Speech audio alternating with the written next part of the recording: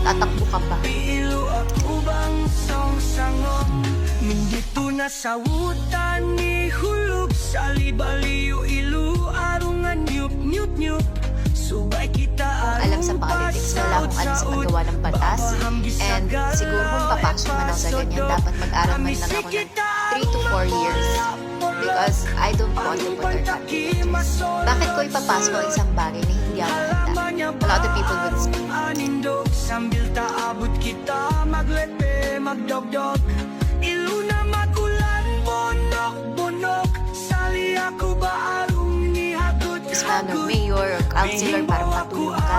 We can all help out in our own small. Kapag papasok ka sa politics at ipaglalaban mo ang Pilipinas, without me, parang itong gulo lang. At hindi lang yun, dapat may laman din ito.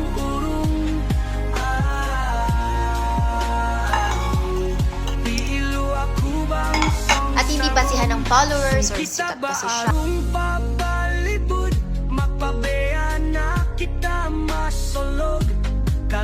Kasi mahalaga ng Pilipinas. And I believe aasenso ang Pilipinas as long as we pick the right leaders and the right people to lead our country. Ini-encourage ko lang kayo kung ayaw yung pakinggan mo, pakinggan. Kung boboto man kayo, sana yung may tiwala ka sa tao. Hindi porket, ay sexy kasi siya, ay maganda siya. Na ito arong daing tibuk Why nasagat ang sitaas sagot Amea nasaga buong kupalamod So yun, sa mga gustong tumulong, tulong-tulong tayo. Hindi natin kailangan ng posisyon para makatulong. Pwede kang tumulong kahit hindi ka politika.